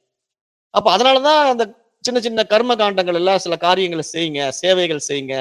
அந்த சரியை கிரியைங்கிறது ஏதேனும் ஒரு வகையில நீங்க அந்த சமுதாயத்துக்கு செஞ்சிடுங்க. அப்போ உங்களுக்கு வந்து மனசும் அந்த உடலும் தூய்மையாகும். அந்த செயல் நடக்க நடக்க உங்க மைண்டும் அந்த பாடியும் பியூரிஃபிகேஷன் ஆகும். அதனால மைண்ட் என்ன ஆகும்? அப்டேட் ஆகும். அப்போ உங்களை அடுத்த படிநிலைக்கு தானாவே தூக்கிட்டு போகும். அப்ப சரிகையிலிருந்து கிரியைக்கு போவீங்க, கிரியையிலிருந்து தானாவே யோகத்துக்கு வருவீங்க. அப்ப யோகத்துக்கு வந்த பிறகுதான் உங்களுக்கு ஞானம் கிடைக்கும். அப்ப சரியை, கிரியை, யோகம், ஞானம் என்ற படிநிலைகள்ல நாம பயணம் பண்ணுவதற்கான அடிப்படை தத்துவங்களை இங்க அருமையா மகான்கள் நமக்கு சுட்டி காட்டிட்டு வராங்க. அததான் இங்க வித்யாரண்யரும் நமக்கு விளக்கமா பல தரிசனங்களை காட்டி கொடுத்து, ஒவ்வொரு தரிசனமும் இப்படி படிப்படியா மேல வந்திருக்கு. ஒவ்வொரு ரிஷிகளும் ஒவ்வொரு வழி நடத்துறாங்க நம்மள. ஆனா இங்க எதுவும் தப்பு இல்ல. ஆக்சுவலா நான் அதான் சொல்லுவேன். இப்போ பக்திங்கிற முறையில நீங்க சாதாரணமா கோயிலுக்கு போய் முதல்ல சாமி கும்பிட ஆரம்பிக்கிறது ஒரு முதல் நிலை பாடம். ஆனா அப்படியே கும்பிட்டுட்டு இருக்க கூடாது. அந்த கும்பிட்டுட்டு இருக்கும்போது அது என்ன, எதற்காக கும்பிடுறேன், இந்த கடவுளை கும்பிட்டதுனால எனக்கு என்ன பலன், இவர் என்ன எனக்கு கொடுப்பார், இவரிடத்துல நான் என்ன எதிர்பார்க்கிறேன் அப்படின்னு நமக்குள்ள சில கேள்விகளை எழுப்பவே நமக்கு அடுத்த பரிமாணம் திறக்கும். அதுதான் மைண்டினுடைய அப்டேஷன். அதை விட்டுட்டு இல்ல நான் எப்படியோ வாரத்துக்கு ஒரு நாள் கோயிலுக்கு போறேன், அது சாமி கும்பிட்டு வந்தா பாதம் அவர் பாத்துக்குவார், அப்புறம் நான் எப்பயும் போல என்னுடைய வாழ்க்கையை மனம் போன போக்கில் நான் வாழ்வேன் அப்படின்னு வாழ்ந்துட்டு இருந்தா உங்களுக்கு நல்லது வராது, கெட்டது வராது, எது நடக்குதுன்னு உங்களுக்கு தெரியாது. ஏன்னா புரியாது, உங்களுக்கு எப்படி வாழ்க்கை போகுதுன்னு தெரியாது. அப்ப அந்த மாதிரி ஒரு வாழ்க்கை வாழ்றவங்க நிறைய பேர் இருக்காங்க. அப்படி வாழாம புரிதலோட வாழணுங்கிறது தான் இங்க வேதம் நமக்கு காட்டுகின்ற வழி. அப்ப இதை பற்றி இந்த பிரம்மம் அதனுடைய நிலைப்பாட்டை நம்ம உணர்வதற்கான ஒரு இடைநிலை விளக்கம் தான் இந்த ஈஸ்வரனுடைய நியதி நம்ம புரிஞ்சுக்கணும். ஏன்னா ஈஸ்வரன் யாரு, அந்த எப்படி மாயா சக்தியா இங்க உலகத்துல பரிணமிக்குது, அது யாருடைய சக்தி, அப்புறம் அதை நான் கடந்து போறதுனால உண்மை நிலை என்ன, அதுதான் நமக்கு அந்த அன்னைக்கு பார்த்தோம். காரண சரீரம், அதாவது ஆனந்தமய கோஷம், இது ரெண்டையும் நான் எடுத்து அன்னைக்கு உங்களுக்கு புரிய வச்சேன். அப்ப இதை ஸ்வேதாஸ்வர உபநிஷத்து சொல்லுது. அனுபவிப்பவன், அனுபவ பொருள் இவற்றை இயக்குபவன் இந்த மூன்றையும் அறிய வேண்டும் என்று ஸ்வேதாஸ்வர உபநிஷத்து சொல்லுது. கட உபநிடதமும் அதை சொல்லுது. அதாவது நித்தியர்களுள் நித்தியன், சைத்தன்யன்களுள் சைத்தன்யன், பலரின் கர்மங்களை ஒழுங்குபடுத்தும் ஒருவன் என்று ஈஸ்வரனை உபநிஷதங்கள் அருமையா புரிய வைக்குது. அந்த நிலையில இப்ப நம்ம இதை பார்க்கும்போது பிரகிருதியை விட அவ்யக்தம் உயர்ந்தது என்று ஒரு வார்த்தை பார்த்தோம் இல்லையா? அப்ப அவ்யக்தம் என்றால் என்ன? அப்ப அவ்யக்தம் என்றால் வெளிப்படாத நிலை. அதாவது விதை ஒரு மரமாக வெளிப்படுவதற்கு முன்பு இருந்த நிலைப்பாடு தான் நம்ம அவ்யக்தம் என்று சொல்றோம். இப்ப அந்த அவ்யக்தம் என்பது இந்த பிரபஞ்சம் தோன்றுவதற்கு முன்பு இருந்த காரண நிலை. அதைத்தான் நம்ம அவ்யக்தம் என்று சொல்றோம். அதைத்தான் மாயைன்னு சொல்றோம். அதான் நான் இன்னைக்கு காரண சரீரம் பாடம் எடுக்கும்போது உங்களுக்கு எக்ஸ்பிளனேஷன் கொடுத்தேன். ஜீவனுக்கு என்ன இருக்குது, ஈஸ்வரனுக்கு என்ன இருக்கு. ஈஸ்வரனுடைய சக்தி மாயா, ஆனா ஜீவனுடைய சக்தி அவ்யக்தம். அப்ப இந்த நிலையில அவன் அறியாமையிலிருந்து அந்த அறிவை அடையணும்னா ஈஸ்வர நிலைக்குள்ள வந்தா தான் அவன் அறிவை அடைய முடியும், இல்லைன்னா அறிவை அடைய முடியாது. ஏன்னா அவன் தன்னை ஜீவன்ல இருந்து டைரக்டா பிரம்மமாக முடியாது. அப்ப ஜீவிதம்ங்கிறது எப்படி நடக்குது, இந்த ஜீவிதத்துக்கு எப்படி ஒரு நியதி மாறாம நிகழுது அப்படிங்கிறத நீங்க கவனிச்சு பார்க்கணும். ஏன்னா சும்மா ஒட்டுமொத்தமா இந்த ஜகத்து ஜடம்னு சொல்லிடக்கூடாது. அத்வைத வேதாந்தம் அதை ஜடம்னு சொல்றது கிடையாது, அசத்தியம்னு சொல்றது கிடையாது. ஏன்னா இல்லைன்னு சொல்லல, மித்தியான்னு தான் சொல்லுது, தோற்றம்னு சொல்லுது. அப்ப அந்த தோற்றம் எதனால அப்படிங்கிறத நம்ம விசாரணை பண்ணி பார்க்கணும். அப்ப இந்த நிலையில நம்ம இங்க விசாரணை பண்ணும்போது நமக்கு என்ன புரிஞ்சுது, நிறைய விஷயங்கள் புரிஞ்சுது இல்லையா? இப்ப இந்த உடல்ங்கிறத நம்ம சாதாரணமா கடந்து போக முடியாது. இப்ப நான் உங்களுக்கு இதை உதாரணம் சொன்னேன். இப்ப இந்த உலகம் உண்மையிலேயே இல்லை அப்படின்னு நீங்க சொன்னீங்கன்னா, இப்ப இந்த உலகத்துல இந்த உடல்ங்கிறது இப்போ ஒண்ணு வந்திருக்குது. என்னுடைய உடம்பு எனக்கு இருக்கு. இப்ப என்னுடைய உடம்புல எனக்கு பசி எடுக்குது, நான் சாப்பிடுறேன். சாப்பிட்ட உடனே எனக்கு சாப்பாட்டுல சாம்பார் கொடுக்குறாங்க, ரசம் கொடுக்குறாங்க, தயிர், பொரியல், விதவிதமான எனக்கு வெரைட்டி ரைஸ் எல்லாம் கொடுக்குறாங்க, நான் எல்லாம் சாப்பிட்டேன். ஆனா உள்ள போன உடனே அது எல்லாம் உடம்புக்குள்ள போய் ஒவ்வொரு வேலையை செய்தே. ரத்தமா மாறுது, எலும்பா மாறுது, மஜ்ஜையா மாறுது, சப்த தாதுக்கெல்லாம் நம்ம உடம்புல மாறுது. அதுக்கு ஏதாவது நீங்க வெளியிருந்து ப்ரோக்ராம் பண்ணி அனுப்பிச்சிங்களான்னு நான் கேட்டேன். போன தடவை அதெல்லாம் கேட்டிருக்கேன். இப்ப நீங்க சாம்பார் சாப்பிடும்போது நீ உள்ள போய் ரத்தமா மாறிக்கோ, சாப்பாடு வெள்ளை கலர்ல இருக்கு, நீ இதை உள்ள போகும்போது நீ போய் எலும்பா மாறிக்கோ அப்படின்னு ஏதாவது நீங்க ப்ரோக்ராம் பண்ணி உள்ள அனுப்பிச்சிங்களா? நீங்க பாட்டு எல்லாத்தையும் தான் அள்ளி போட்டீங்க, எல்லாம் கலந்தும் அடிச்சிங்க. சாம்பாரும் சாப்பிட்டீங்க, ரசத்தை சாப்பிட்டீங்க, தயிரை சாப்பிட்டீங்க, காய்கறி சாப்பிட்டீங்க, எல்லாம் உள்ள கலந்துதான் போச்சு. சாப்பிடும் போதுதான் சுவை, நாக்கு வரைக்கும் தான் உங்களுக்கு எல்லாம் தனித்தனி டேஸ்ட். இது சாம்பார் டேஸ்ட், இது ரசத்தினுடைய டேஸ்ட், இது தயிர் டேஸ்ட்ன்ட்டு. ஆனா உள்ள போன பிறகு அந்த டேஸ்ட் எல்லாம் ஒண்ணும் இல்லை. எல்லாம் உள்ள போய் அழகா நம்ம உடம்பாவே மாறுது பாருங்க. அப்ப அந்த உடம்பா மாறுறதுல வெறும் உடம்பு இல்ல. அதுக்குள்ள எலும்பு, நரம்பு, மஜ்ஜை, ரத்தம் எல்லாமே தனித்தனியா உருவாகுது. அப்ப இந்த விஷயத்த ஒரு ரிதம், ஒரு ஒழுங்கு மாறாம, ஒரு நியதி மாறாம யாரோ ஒருத்தன் செய்யறான். யாரோ ஒருத்தன் ப்ரோகிராம் பண்ணி வச்சிருக்கான். அவன் யாரு? அதுதானே கேள்வி. அது அவன் யாருன்னே தெரியாம இந்த உடம்ப நீங்க உதாசீனப்படுத்த முடியாதுல்ல. அப்ப இதுதான் நம்ம தமிழ் சித்தர்கள் சொல்றாங்க. தமிழ் சித்தர்கள் என்ன சொல்றாங்கன்னா, "உடம்பை முன்னம் இழுக்கென்றிருந்தேன், உடம்பினுக்குள்ளே உறுபொருள் கண்டேன். உடம்பினுள் உத்தமன் கோயில் கொண்டான் என்று உடம்பை யானிருந்து ஓம்புகின்றேனேன்னு" திருமந்திரம் இருக்க. அப்ப நாம இந்த செயல எடுத்து உதாசீனப்படுத்திட முடியுமா? திருமந்திரத்தை சொன்ன திருமூலர் வந்து முட்டாள்னு சொல்ல முடியுமா? எவனோ ஒரு ஆங்கில எழுத்தாளர் வந்து கான்சியஸ்னஸ், ஒன்லி கான்சியஸ்னஸ் சொல்றான். அப்ப யூனிவர்சலே இல்ல அப்படின்னு சொல்றது, அவன் சொல்றதை ஏத்துக்கிட்டு திருமூலர் வந்து உடம்பு இவ்வளவு பெருமையா பேசுறாரு. அப்ப திருமூலர் முட்டாள். உலகமே இப்படி இல்லைங்கிற ஒரு விஷயத்துல போய் உடம்புக்கு இவ்வளவு முக்கியத்துவம் கொடுத்துட்டு இருக்காரு திருமூலர்னு சொல்லிட முடியுமா? அதுதான் இங்க முடிந்த முடிவு கிடையாது. அதாவது இங்க என்ன மகான்கள்லாம் தெளிந்த அறிவுல பேசுறாங்க. எந்த இடத்துல எப்படி நம்ம அதை அப்ளை பண்ணணும்? எதற்காக இந்த பிரகிருதி வந்திருக்கு? அதுல ஈஸ்வரத்தன்மை என்பது என்ன? இதுக்கு அப்பாற்பட்டு பிரம்மம் எப்படி இருக்கு? இப்ப பிரம்மத்துக்கு ஏன் மாயை தேவை? சும்மா பிரம்மம் மட்டும் இருக்க வேண்டியது தானே. மாயை எதனால வருது? மாயையே வரலன்னா உங்களுக்கு எனக்கெல்லாம் வேலையே இல்லை. நம்ம எல்லாம் வந்திருக்கவே மாட்டோம். ஆனா நம்ம எல்லாம் வந்திருக்கிறோம், விவகாரம் பண்றோம். அப்ப இங்க சத்தியங்களை பாருங்க. வியாவகாரிக சத்தியம், பாரமார்த்திக சத்தியம், பிராதிபாசிக சத்தியம் என்றுதான் இங்க சாஸ்திரம் சொல்லுது. அது அசத்தியம்னு சொல்லல. அதெல்லாம் சத்தியமா இருக்கு. அந்தந்த நிலையில அது இருக்கு சத்தியமா. அப்போ அந்த சத்தியமான நிலையில எந்த சத்தியத்தை நீங்க வந்து உதாசீனப்படுத்த முடியும்? பிரம்மம் சத்தியம் என்பதை உதாசீனப்படுத்த முடியுமா? இல்ல வியாவகாரிக சத்தியத்தை உதாசீனப்படுத்த முடியுமா? பிரம்மம்னா பாரமார்த்திக சத்தியத்தை. பாரமார்த்திக சத்தியத்துல பிரம்மம் மட்டும்தான் இருக்கு. ஆனா வியாவகாரிக சத்தியத்துல உலகம் இருக்கு. அப்ப நீங்க உலகம் இருக்கிறத இந்த வியாவகாரிக சத்தியத்துல நீங்க வேண்டான்னு சொல்ல முடியுமா? சொல்லட்டா என்ன ஆகும்? நீங்க பிரம்மத்தை தெரிஞ்சுக்கவே முடியாது. இந்த கான்சியஸ்னஸ் சொல்லிட்டு இருக்கிறவங்கிட்ட நம்ம கேள்வி கேட்போம். இப்ப இந்த கான்சியஸ்னஸ் சொல்றவன் யாரு? அப்படி சொல்றதுக்கான அடித்தளம் எங்கிருந்து நீ எடுத்த? அப்படியே தானாவே காத்துல கான்சியஸ்னஸ் உனக்கு வந்துருச்சா? அப்ப ஏதோ ஒரு எழுத்தாளர் எழுதின நூலை படிச்சிருப்ப, அல்லது இவர்தான் எனக்கு குருன்னு சொல்லி ஏதோ ஒரு குருவை பிடிச்சிருப்ப. அப்ப அவங்க எல்லாம் எங்கிருந்து வந்தாங்க? உலகமே இல்லைன்னா அதை உபதேசித்தவர் யார்? கேள்வி எழுந்திருக்குதா இல்லையா? அப்ப இதெல்லாம் தெரிஞ்சுக்கிட்டா நம்ம அப்படியே குருட்டுத்தனமா பேசக்கூடாது. எதுவுமே வந்து பை பிராக்டிக்கல். அதாவது கடவுள் என்று ஒருவர் இருந்தால் அவரை காண வேண்டும்ங்கிற அந்த எக்ஸ்பீரியன்ஸ், அதுதான் விவேகானந்தர் எக்ஸ்பீரியன்ஸ் பண்றாரு. எப்படி கடவுளை எக்ஸ்பீரியன்ஸ் பண்றாரு? இந்த பிரபஞ்சமாவே, இந்த யூனிவர்சலாவே எக்ஸ்பீரியன்ஸ் பண்றாங்க. ஏன்னா எல்லாமே அதுதான். அது ஒவ்வொரு விளையாட்டு விளையாடுது. அதனுடைய உணர்வு வெளி, வெட்ட வெளியில ஒரு அழகான திருநடனத்தை புரியுது. இதுதான் நம்முடைய தமிழ் சித்தர் பெருமக்களும் நம்முடைய பண்டைய ரிஷிகளும் சாதாரண ஆட்கள் கிடையாது. எல்லாம் மிகப்பெரிய மகரிஷிகள், மகான்கள். அவங்க எல்லாம் அனுபவத்துல நமக்கு ஒவ்வொரு விஷயத்தையும் உங்க கொண்டு வந்து கொடுக்குறாங்க. அதுலதான் நான் சிதம்பர ரகசியம் கூட உங்களுக்கு சொல்லுவேன். யோக சூத்திரம் வந்து அந்த 21,000 மூச்சு காற்றை வச்சு 21,000 தகடுகள் அந்த கூரையில வேயப்பட்டிருக்கு சிவபெருமானுடைய கூரையில. ஆனா சிவபெருமானோ ஆகாய தத்துவம். ஆகாய தத்துவத்துலதான் அந்த சிதம்பரம் இருக்கு. ஆனா அந்த சிதம்பரத்துல எப்படிங்க ஆகாயத்துல அசைவே இல்லையே, ஆனா நடன அறிஞர் டான்ஸ் ஆடுறாருன்னு ஒரு கேள்வி கேட்டேன் நான். அது எத்தனை பேர் அந்த கிளாஸ் புரிஞ்சுக்கிட்டீங்கன்னு தெரியல. புரிஞ்சுக்கலன்னா அந்த திருச்சிற்றம்பலம்னு ஒரு விஷயத்துல நான் அந்த நூல் எழுதியிருப்பேன், படிச்சு பாருங்க. அதை பத்தி நிறைய இந்த இடத்துலயும் பேசியிருப்பேன், நிறைய இடத்துல பேசியிருப்பேன். அதாவது திருச்சிற்றம்பலம்ங்கிற வார்த்தை, அந்த திருங்கிற இறைவனும் அந்த சித்துங்கிற அறிவும் அம்பலம்ங்கிற அந்த வெளியும் எப்படி இருக்கு.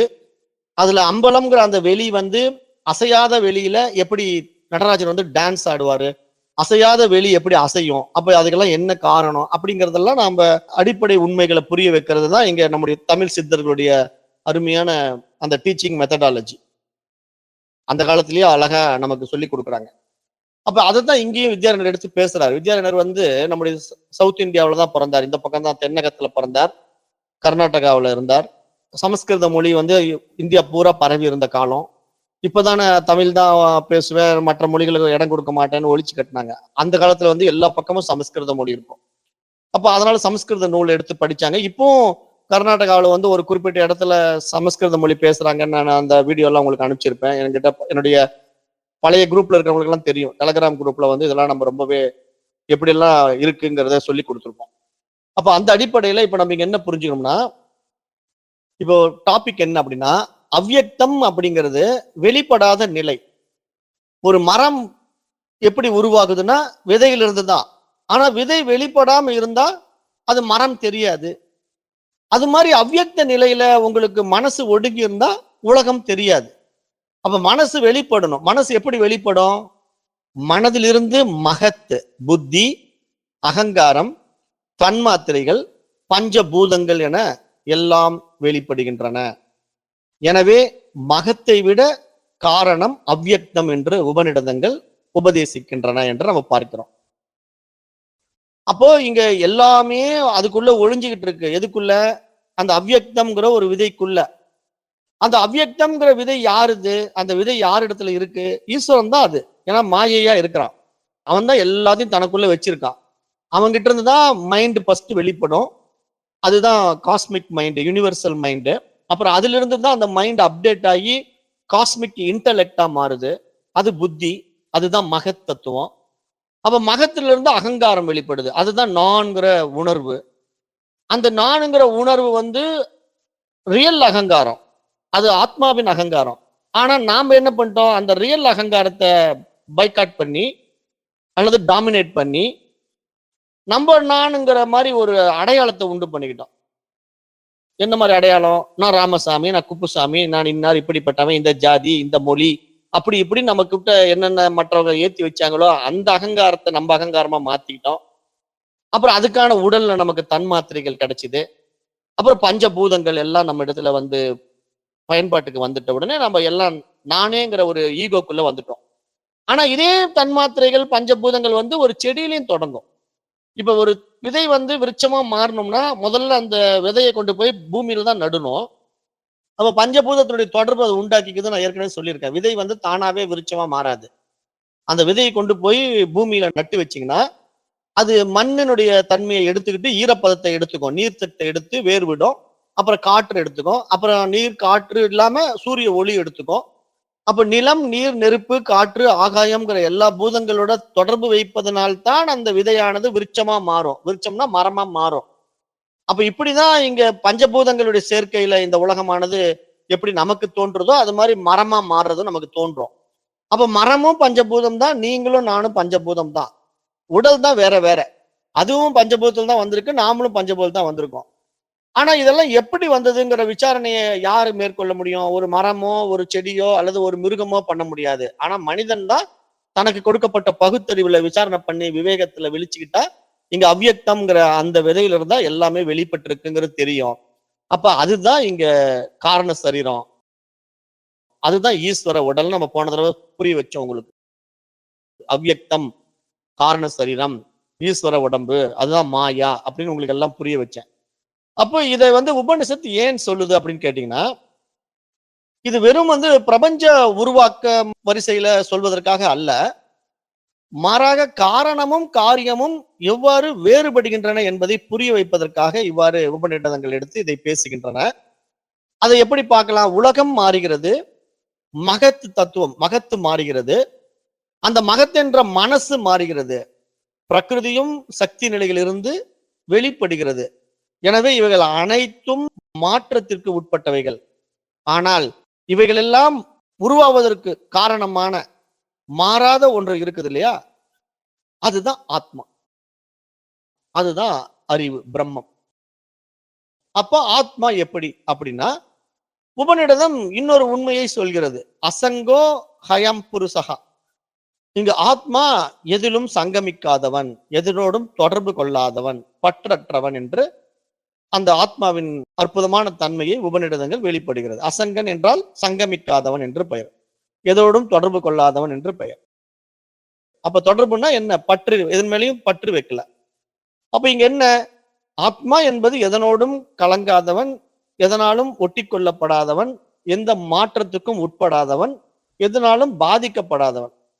அப்ப இந்த மாதிரிதான் நம்ம ஆத்மாவை வந்து புரிய வைக்குது வேதம். உபநிடதங்களும் அப்படிதான் புரிய வைக்குது. அப்ப கண்ணாடியில ஒரு 1000 முகங்கள் தெரிந்தாலும் கண்ணாடி எந்த முகமாகவும் மாறுவதில்லை. அதுபோல ஆத்மா எல்லா அனுபவங்களுக்கும் சாட்சியாக இருந்தாலும் எந்த அனுபவத்தாலும் மாற்றம் அடைவதில்லை. இதுதான் இன்னொரு அருமையான கண்ணாடி அவமானம். ஏன்னா இப்போ கண்ணாடியில போய் நீங்க முகத்தை பார்த்துட்டு வந்த பிறகு நானும் போய் அதே கண்ணாடியில முகத்தை பார்ப்பேன், இன்னொருத்தர் முகத்தை பார்ப்பாங்க. இப்படிதான் நிறைய பேர் ஒரே கண்ணாடியில பல பேர் வந்து முகத்தை பார்ப்பாங்க. அது பார்பர் ஷாப்ல இருக்கிற கண்ணாடியில சொல்ல வேண்டியதே இல்லை. பார்பர் ஷாப்ல டெய்லி நூற்றுக்கணக்கான பேர் வந்து முகத்தை பார்த்துட்டு போவான். ஆனா அது மாதிரி ஆயிரக்கணக்கான முகங்கள் அந்த கண்ணாடியில தெரிந்தாலும் கூட ஏதேனும் ஒரு முகம் எனக்கு பிடிச்சிருக்குன்ட்டு கண்ணாடி அந்த முகமா மாறிடுமா? அப்படி மாறவே மாறாது. அது அது பாட்டு அது தன்னுடைய நிலைத்தன்மையில இருக்கும். அது மாதிரி ஆத்மாவின் இடத்துல அதன் மீது ஏற்றி வைக்கப்பட்ட அனுபவங்கள் ஏராளமாக இருக்கலாம். நான் சொல்ற பாயிண்ட் உங்களுக்கு புரியும் நினைக்கிறேன். ஒரே கண்ணாடியில விதவிதமான முகங்கள் அல்லது விதவிதமான காட்சிகள் அத்தனையும் அந்த கண்ணாடியின் மீது ஏற்றி வைக்கப்படுகிறது. கண்ணாடி வழியா தெரியுது. கண்ணாடியில பாத்தீங்கன்னா நான் போய் நிக்கிறேன், என்னுடைய முகம் தெரியுது. அதுக்கு முன்னாடி போய் நீங்க வேற ஏதாவது ஒரு உருவத்தை கொண்டு வந்து காட்டினீங்கன்னா அந்த உருவமும் அதுல தெரியும். இப்படி எல்லாமே கண்ணாடியின் மீது ஏற்றி வைத்து பார்க்கலாம். ஆனா எதன் மீதும் கண்ணாடி ஒட்டாது. கண்ணாடி வந்து அதுல ஒட்டாம தான் இருக்கும். அது மாதிரி இங்க ஆத்மாவின் மீது இந்த ஒட்டுமொத்த பிரபஞ்சமும் ஏற்றி வைக்கப்பட்டிருக்கு. ஆனாலும் ஆத்மா அதோடு தொடர்பு கொள்வதில்லை, ஒட்டுவதில்லை. அதுதான் இங்க மகான்கள் சொல்றாங்க. ஆத்மா வந்து எல்லா அனுபவங்களுக்கும் சாட்சியாகத்தான் இருக்கிறது. அதனால் அது எந்த அனுபவத்தாலும் மாற்றம் அடைவதில்லை. அப்ப வித்யாரண்யர் என்ன முடிவு செய்யறாரு இந்த ஸ்லோகத்துலன்னா, ஒரு பொருளுக்கு வந்து 2 முரண்பட்ட இயல்புகள் இருக்க முடியாது. இப்ப பிரகிருதின்னு எடுத்துக்கிட்டீங்கன்னா அது காரணம், மாற்றம் அடைகிறது, வெளிப்படைகிறது, உலகத்தை உருவாக்குகிறது. ஆனால் ஆத்மாவோ மாற்றமற்றது, பற்றற்றது, சாட்சி சைத்தன்யம், எதையும் செய்யாதது. அப்ப இந்த 2 இயல்புகளும் முற்றிலும் வேறுபட்டவை. எனவே பிரகிருதிதான் ஆத்மா என்று கூறிவிட முடியாது. அப்படிங்கிறது அத்வைதத்தினுடைய ஆழமான கருத்து. அப்ப அதனாலதான் நம்ம என்ன சொல்றோம்னா, பிரம்மம் வந்து இந்த உலகத்துல வந்துடல. பிரம்மத்தின் இருப்பினால இந்த உலகம் இருக்கிறது. அதாவது அந்த பிரம்மமே இந்த உலகமா மாறிடுச்சு அப்படின்னு சில பேர் தப்பா சொல்றாங்க. அப்படியும் இல்லை. ஏன்னா அது சில தரிசனங்கள்ல அப்படியும் புரிய வைக்கிறாங்க. பிரம்மம் தான் இந்த உலகமா இருக்குன்ட்டு. இப்ப ஈசாவாஸ்யம் இதம் சர்வம்னா அப்ப இந்த உலகமே இறைவன் அப்படிங்கிறது எந்த அடிப்படையில பார்க்கணும்? அந்த இறைவனே இங்க வந்து உலகமா மாறிட்டாரான்னா அப்படி சொல்ல வரல. அந்த இறைவன் பிரதிபிம்பிக்கிறதுனால இந்த உலகமா தெரிகிறாரு.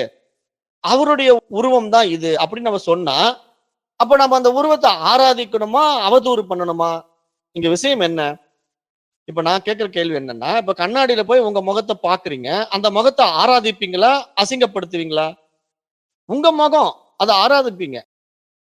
அருமையா இருக்கிறேன், இந்த ஹேர் ஸ்டைல் எப்படி கொஞ்சம் மாத்திரம் நல்லா வரும், இங்க ஒரு பொட்டு வச்சா சூப்பரா இருக்கும், இன்னும் கொஞ்சம் பவுடர் போட்டா நல்லா வரும் அப்படின்னு நீங்க உங்க முகத்தை ரசிப்பீங்க, அதை ஆராதனை பண்ணுவீங்க, அழகுபடுத்துவீங்க. அந்த முகத்தை அசிங்கப்படுத்தி யாரும் பார்க்க மாட்டாங்க. நம்ம முகத்தை போய் நாமளே அசிங்கப்படுத்தி பார்ப்போமா? இவன் இப்படி இருக்கான் அப்படி இருக்கான்னு நம்மளே நாம தூற்றுவோமா? செய்ய மாட்டோம். அதைத்தான் இங்க வேதம் சொல்லுது. வேதம் என்ன சொல்லுதுன்னா, அந்த ஆத்மாவின் அதிஷ்டானத்தில் இந்த உலகம் தோன்றுது. அது அந்த ஆத்மாவினுடைய பிரதிபிம்பம் தான் இந்த உலகம். அப்படி தோன்றுகின்ற இந்த பிரதிபிம்பத்தை நீங்க எதுக்கு உதாசீனப்படுத்துறீங்க? அவரே பலவா இங்க தெரியுது. ஒவ்வொரு உடலுக்குள்ளேயும் ஊடுருவி ஒவ்வொரு நிலையிலையும் அறிவா வெளிப்பட்டு பிரகாசிச்சுக்கிட்டு இருக்கு. அப்ப அந்த பிரகாசம் எல்லாம் அவரது தான். அது ஏன் மாறுது? உடலை பொறுத்து மாறுது. ஒரு அறிவு தாவரத்துக்கான அறிவு அவ்வளவுதான், 2 அறிவு புழு பூச்சிகளுக்கான அறிவு அவ்வளவுதான். மனிதனா வந்துட்டா மட்டும் அவன் பயங்கர அறிவாளியானா அப்படி இல்லை. அப்ப எல்லாமே அந்த அறிவு பிரகாசிக்கிற ஊடகத்துல ஏதேனும் ஒரு ஊடகம் வந்து தன்னை விசாரணை பண்ணி விவேகத்தால விழிச்சுக்குது இல்லையா? அது வந்து இன்றைக்கு கோடியில ஒருத்தன் தான் அந்த மாதிரி விசாரணை பண்ணி விவேகத்தால விரிச்சுக்கிட்டா அவன்ல அந்த ஆத்மா பிரகாசிப்பது தெரியுது. அப்ப அந்த ஆத்மா தன்னையே தான் பார்க்கின்ற ஒரு அழகான கண்ணாடியா அதை பார்க்குது. அந்த ஒரு பர்டிகுலர் பாடி மைண்டை எடுத்துக்குது. இதுதான் எனக்கு விருப்பமான கண்ணாடி அப்படின்னு சொல்லி தன்னை பார்க்கின்ற ஊடகமாக அதை வச்சுக்குது. மற்றதெல்லாம் வந்து அது பிரகாசிக்கும். ஆனா அந்த ஊடகங்கள் வந்து தன்னை இவர்தான் என்று உணராது. ஒரு செடியோ, ஒரு கொடியோ, ஒரு புழு பூச்சியோ அல்லது ஒரு மிருகமோ தன்னை பிரம்மம் என்று உணருமானா ஒரு நாளும் உணராது. அப்போ தன்னை பிரம்மம் என்று யார் உணர்வாரோ அவன் தான் பிரம்மம் மாறான். அதுக்கு தான் பிரம்மம் தன்னை பிரகாசிக்கிற ஊடகங்களை இப்படி உண்டாக்கி பார்த்துக்கிட்டு இருக்கு நம்ம ஏற்கனவே புரிய வச்சோம். அப்ப இந்த நிலை நீங்க இங்க உணர்ந்தா இங்க ரெண்டுக்கும் உள்ள வித்தியாசமும் உங்களுக்கு புரிஞ்சிடும். அப்ப நீங்க இந்த இயற்கைய இந்த பிரகிருதிய டைரக்டா இறைவனா பார்க்க வேண்டியதில்ல.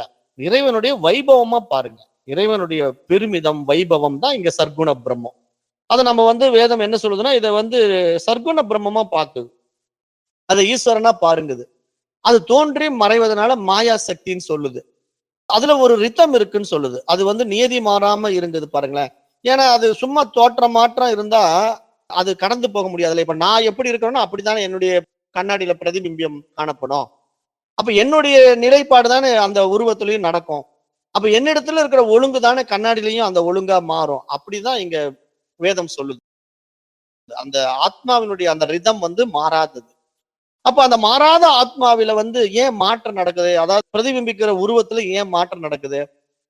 அது அந்த உபாதியினுடைய குறைபாடு, கண்ணாடியினுடைய குறைபாடு. இப்ப நான் கண்ணாடியில போய் என்னுடைய முகத்தை பார்க்கிறேன். ஒரு இடத்துல கண்ணாடியில பாதரசம் போய் கருப்பா இருக்கு. நான் போய் கண்ணாடியில முகத்தை பார்த்த உடனே என்னுடைய நெத்தியில ஒரு கருப்பு புள்ளி படுது. உடனே என்னடா என் நெத்தியில கருப்பா புள்ளி இருக்கே அப்படின்னு நான் கவலைப்பட ஆரம்பிச்சிட்டேன்னா என்ன ஆகும்? அந்த கருப்பா இருக்கிற புள்ளி கண்ணாடியில இருக்கிறது. அது எனக்கு சம்பந்தம் இல்லை. நான் பியூரா கிளியரா தான் இருக்கேன். ஆனா கண்ணாடியில என் முகத்துல கருப்பா ஒரு புள்ளி படுதுங்கிறதுக்காக அந்த நெத்தியில எனக்கு கருப்பா ஒரு புள்ளி ஒட்டிக்கிச்சின்னு சொல்ல முடியுமா?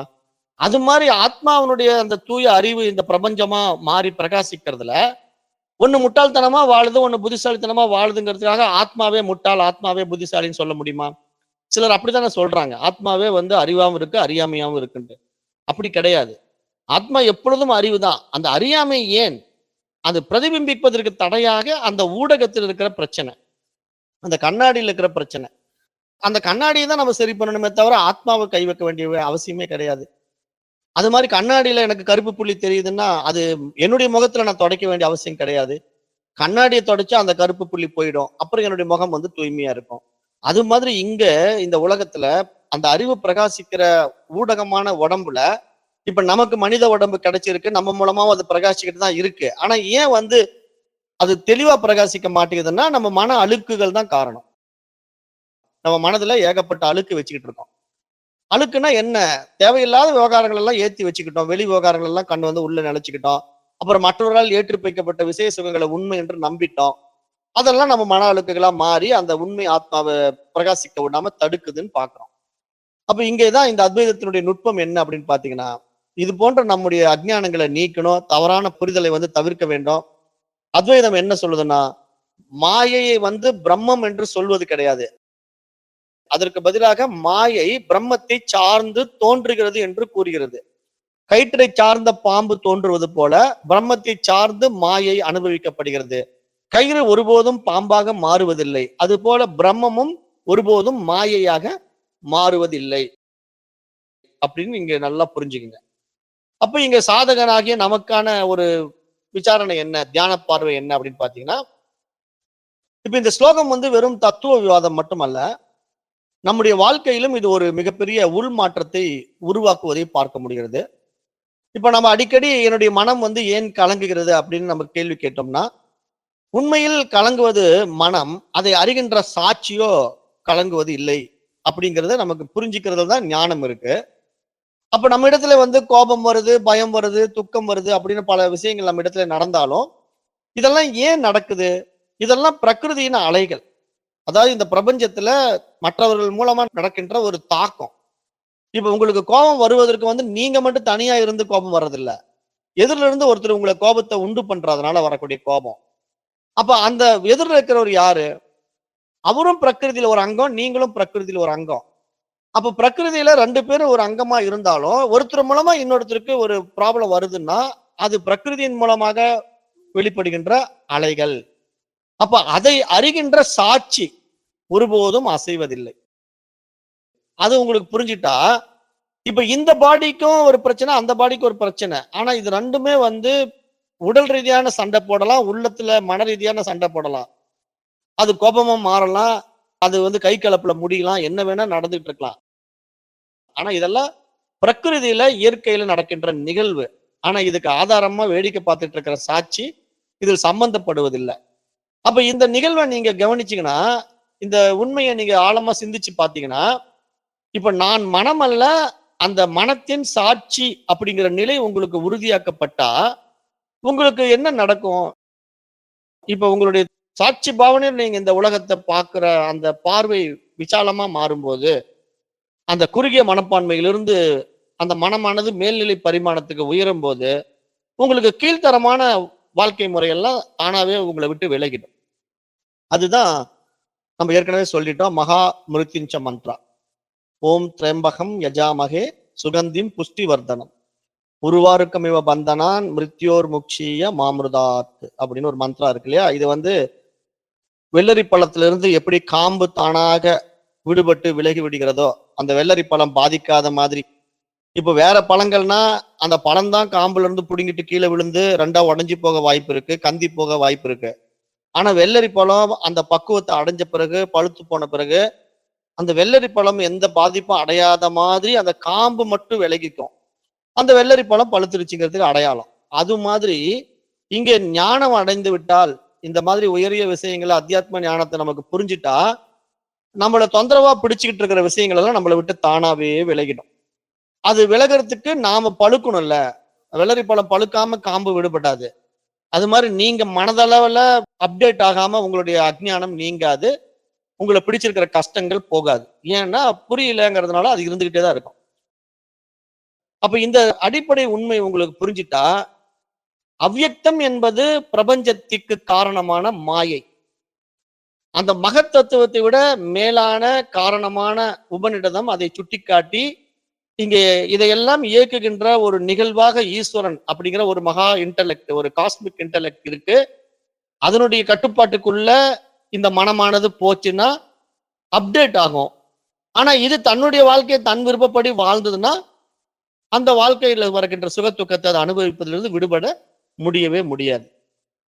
அப்ப அப்டேட் ஆகுறதுக்கான ஆப்பர்ச்சுனிட்டியா நம்ம என்ன பண்ணணும்? ஃபர்ஸ்ட் நம்முடைய தனித்துவ அடையாளத்தை, அகங்காரத்தை இழந்துடணும்.